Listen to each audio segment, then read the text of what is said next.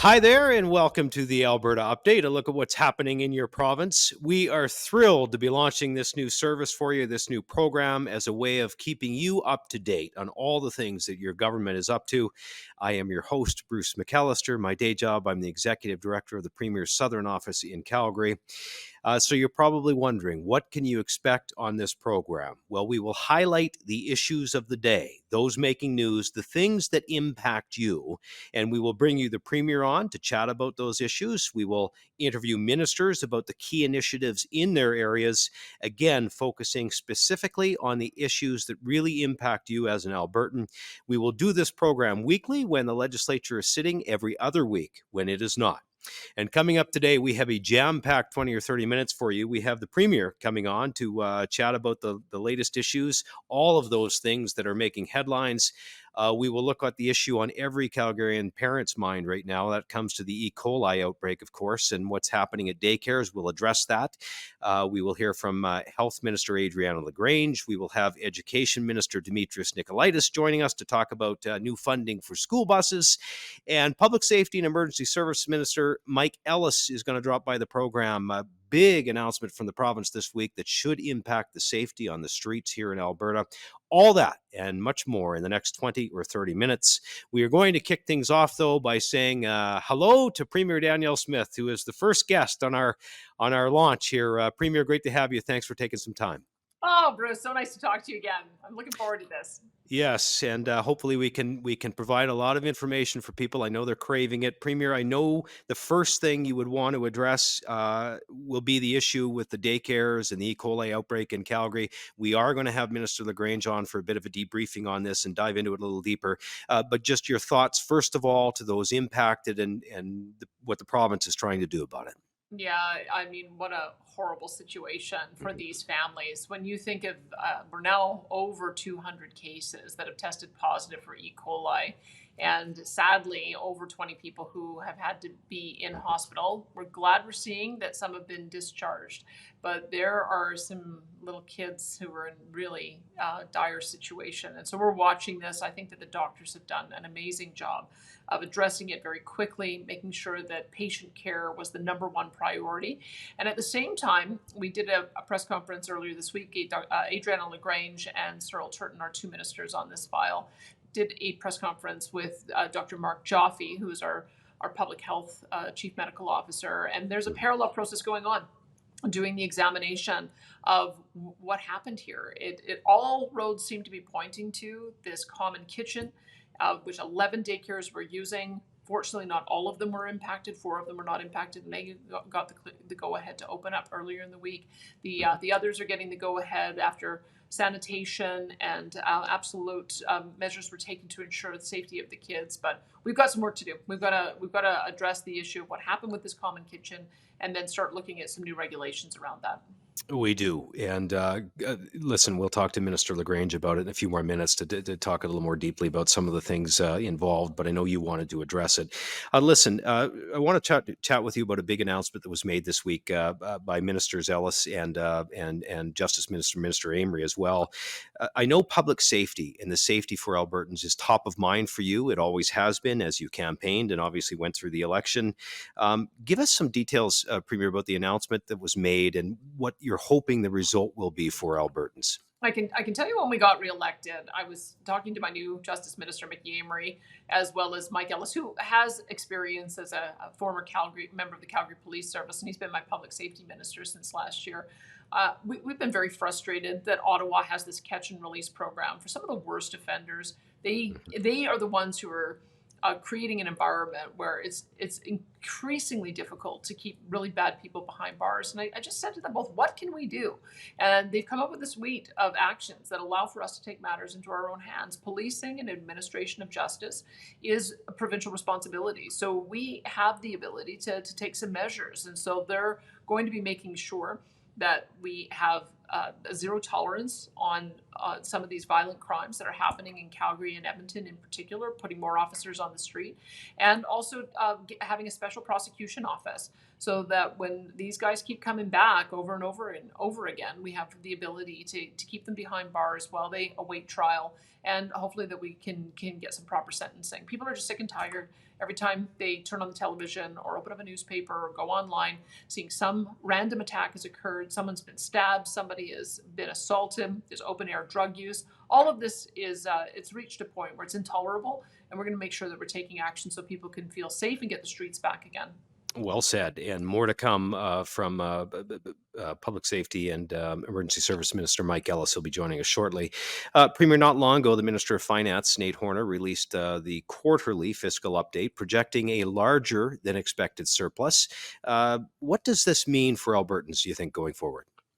I think there was a lot of people who were very concerned because we have a new budget framework in place that requires us to have a balanced budget, and we're absolutely committed to that. We also have new rules around how surpluses, when they materialize, have to be spent. 50% have to go to debt repayment, and then the other 50% can either go to debt repayment or putting more money into savings, or a one-time spending that does not increase year-over-year operational spending. And so we worked really hard on putting that framework together. And so there was a lot of conjecture with oil prices and gas prices being as volatile about whether we were on track. And so I was so pleased to see that even though oil and gas revenues are down because of that volatility, we have corporate income tax revenue up, and we've got personal income tax revenue up. And that, what that says is that we have now created an environment where there's so much confidence to invest in Alberta.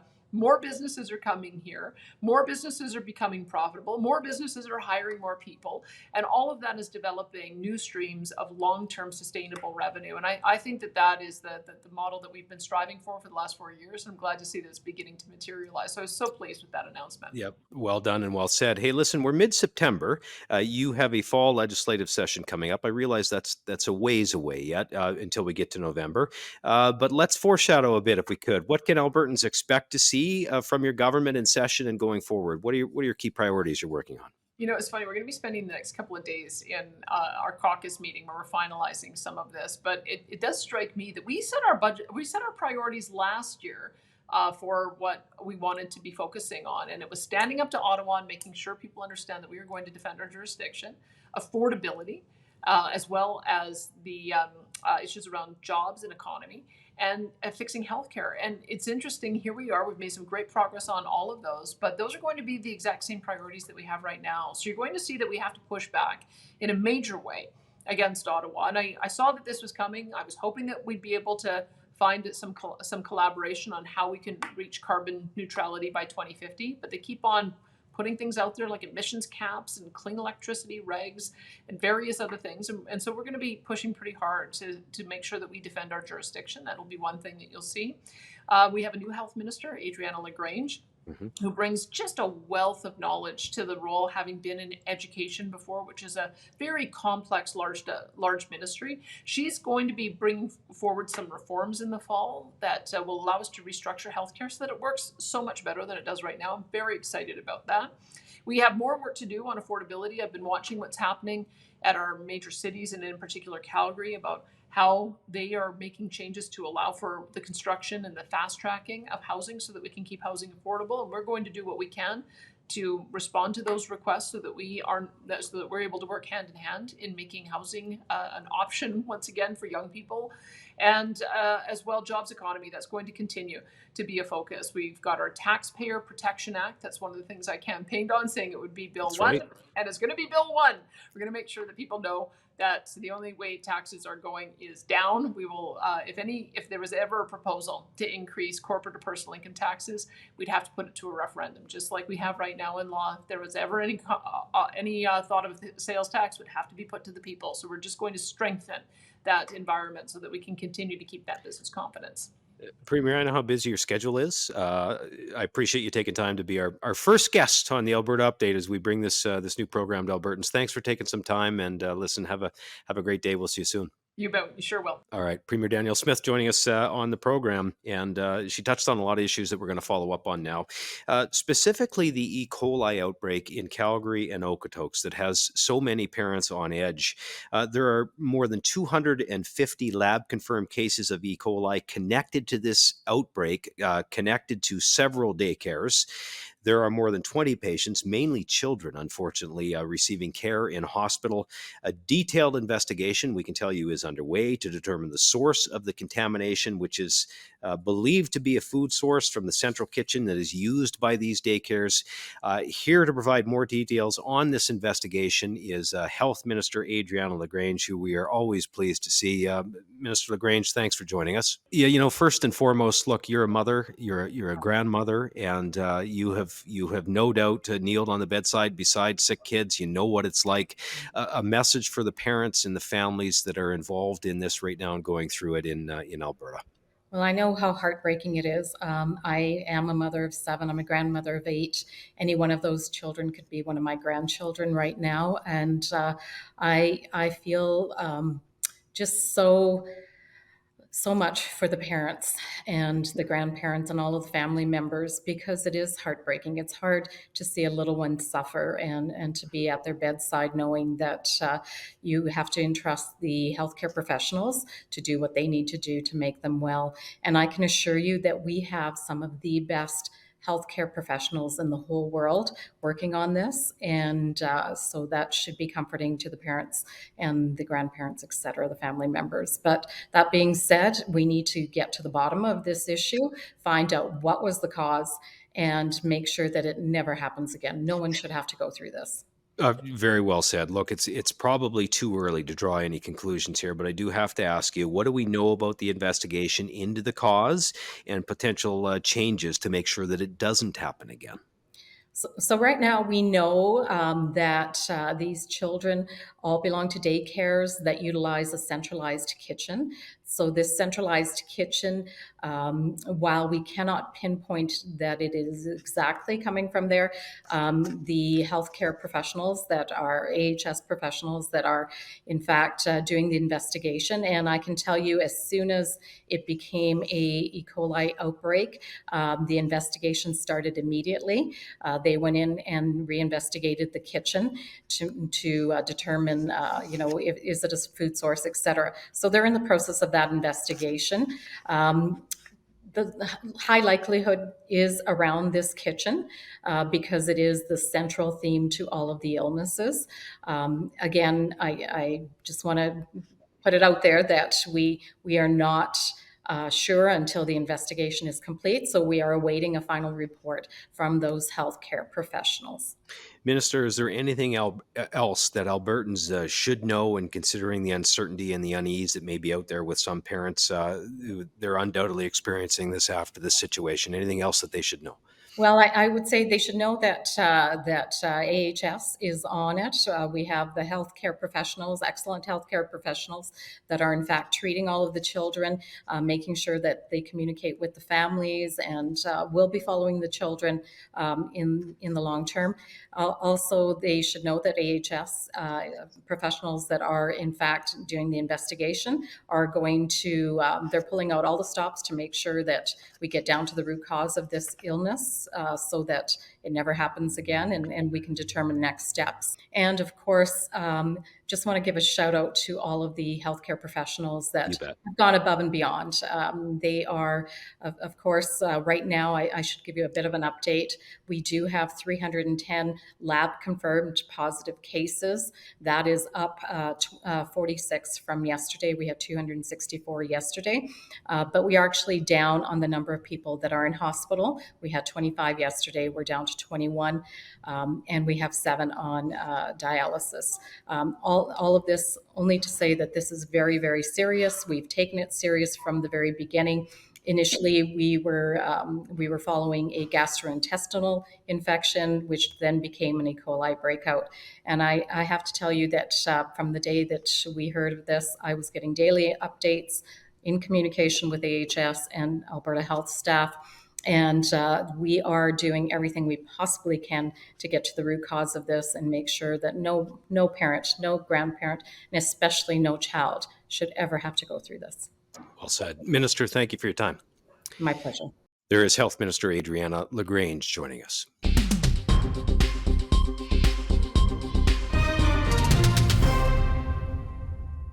Well, whether you're taking your kids to the playground, down the street, riding public transit, or going to and from work, Albertans deserve to be safe. There's no question about that. But following changes by the current federal government to the bail system, there's been a pointed increase in crime in our cities. It's led to random attacks and increases in violence that has impacted innocent bystanders. That's why the Alberta government is now implementing a zero tolerance policy approach. Public Safety and Emergency Services Minister Mike Ellis joins us today to talk more about these new changes, which include targeted prosecution units and stricter bail protocol to better protect Albertans from violent criminal activity. Minister Ellis, thank you for taking some time. We appreciate it.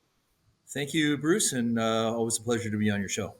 I think it's well documented, Minister, that many of these crimes have been committed by public offenders who shouldn't be on the street in the first place. This is federally regulated. I should point that out. How does your government plan to deal with this?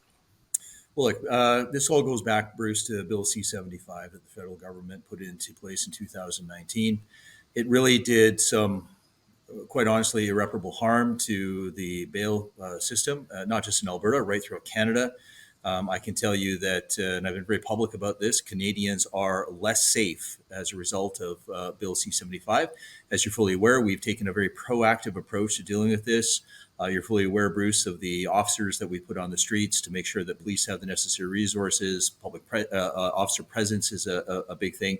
But what we're doing here is just taking it to another level.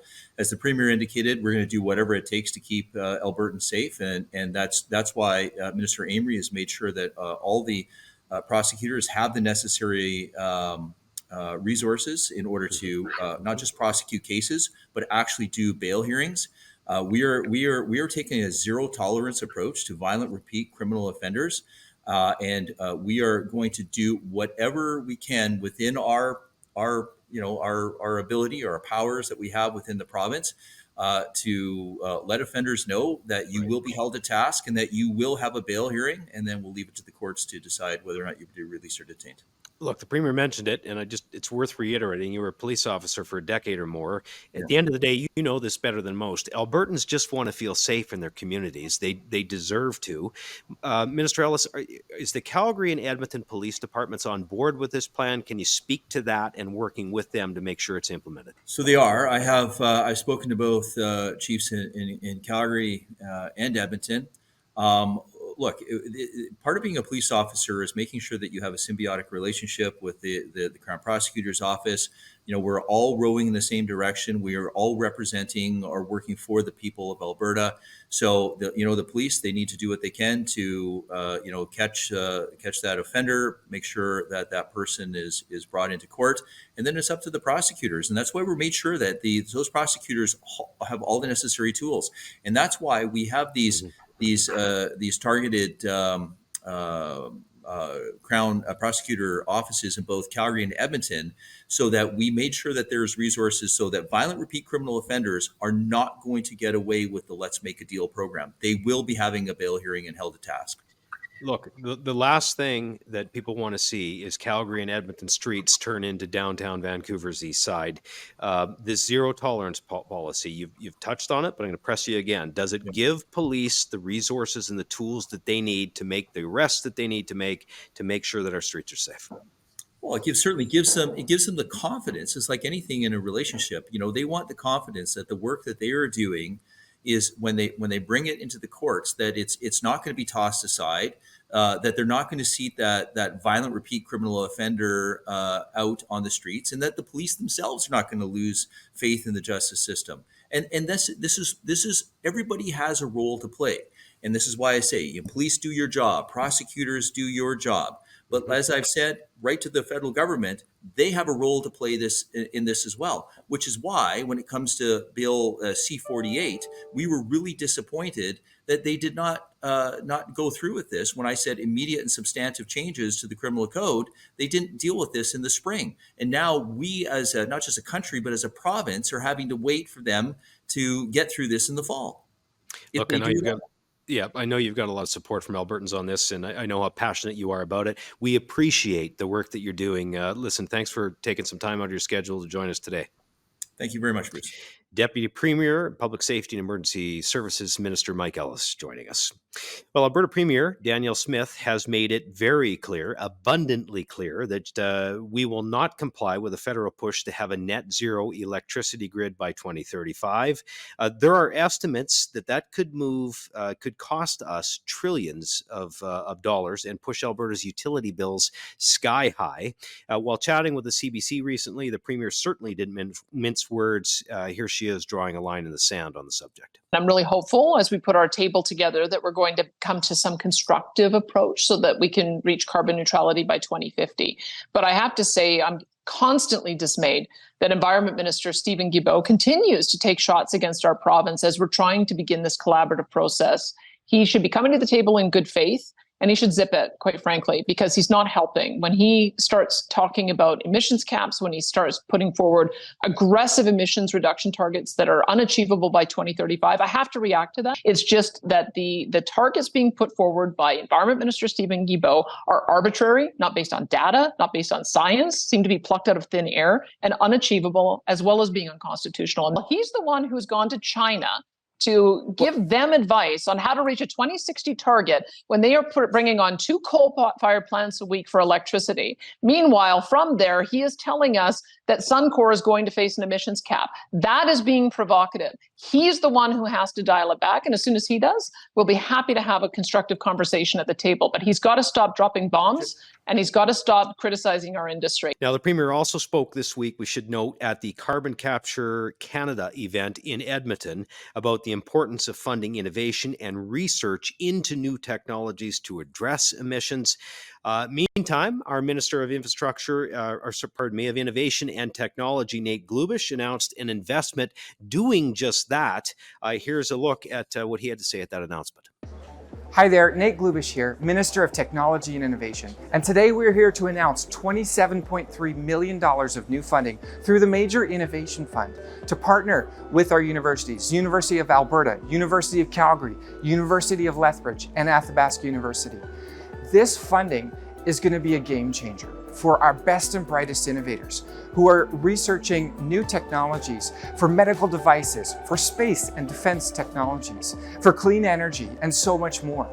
I often say that technology is not just an industry, but it is the future of every industry. And the foundation of technological advance is research. And that is why today's announcement of $27.3 million of new funding through the Major Innovation Fund is so important. This investment is going to help to continue to build momentum in Alberta's tech sector, and we know that our universities are a big part of that momentum. So I can't wait to see what this investment is going to unlock, and I know Alberta's best days lie ahead. Minister Nate Glubish, again, with a big announcement earlier in the week. Well, the leaves are starting to change, aren't they? The weather is cooling a bit. It's been pretty nice lately, but it won't be long and it'll be cooling. Fall will be in the air. That, of course, means back to the routine. School is back in session. Joining me now to chat more about that is Education Minister Demetrios Nicolaitis. And Minister Nicolaitis, thank you for taking some time today. My pleasure. Thanks so much for having me. Look, I know your house was excited. Mine certainly was. I had one going into junior high that couldn't sleep, was up first thing in the morning making breakfast. This is an exciting time of the year for kids. There are changes every year this time. What do you want to make sure that Alberta parents know as their kids head back? Yeah, you're right. It is very much an exciting time. My 2 girls were excited to get going. One was going into grade 4, the other one into grade 1. Of course, a little bit of nervousness, mostly for the grade 1. Yeah. But indeed an exciting time. I think there's some important things for parents to know. Number one thing I would say that's important for parents to know is that new resources are really starting to materialize. And that's going to help see more teachers come online, more educational assistants, counselors, speech language pathologists, and other staff and resources start to be available in the classroom. A couple weeks ago, I saw a news article from the CB saying that they're on track to hire close to over 700 additional teachers and educational staff.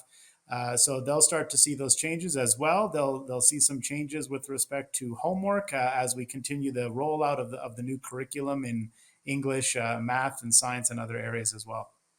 Hey, listen, class sizes are always an issue in Alberta, and it's a catch-22, isn't it? Everybody wants to be here. We've got so many people moving to the province, and we're doing our part to welcome them. But class sizes are growing, and you're pressed on it every year. What is the government doing to address it and make sure those numbers are under control?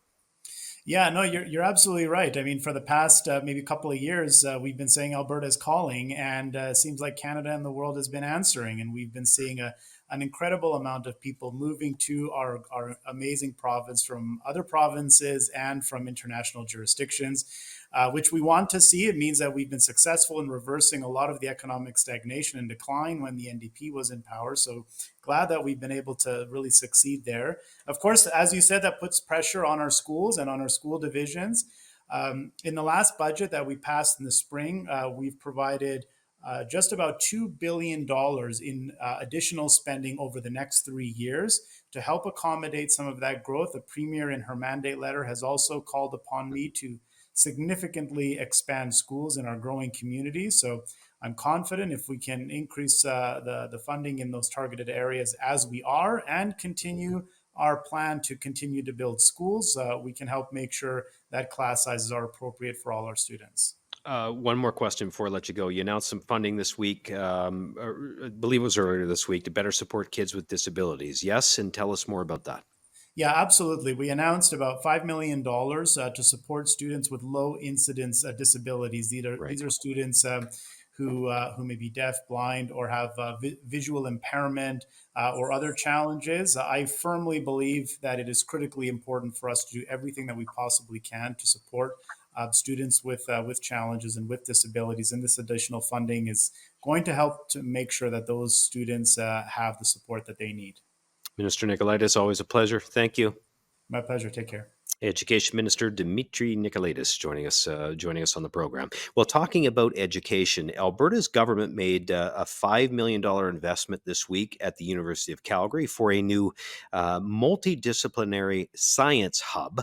Advanced Education Minister Rajan Sawhney joined the Dean of Science to talk about how this new hub will help discover innovative solutions for the challenges that we face today and tomorrow. By making these targeted investments and working together to understand tomorrow's workforce needs, we are connecting students to fulfilling career paths that are key to Alberta's economic growth.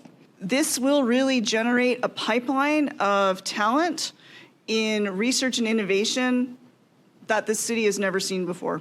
Again, Advanced Education Minister Rajan Sawhney with that announcement earlier this week. Well, that does it for the first episode of the Alberta Update, as we bring you a first-hand look at what's happening in your province and speak to those that can impact change and obviously are working hard on your behalf. We plan to do these updates every week when the legislature is in session, every other week when it is not sitting. And we want to explain to you how to watch it. So this is going to be available on YouTube.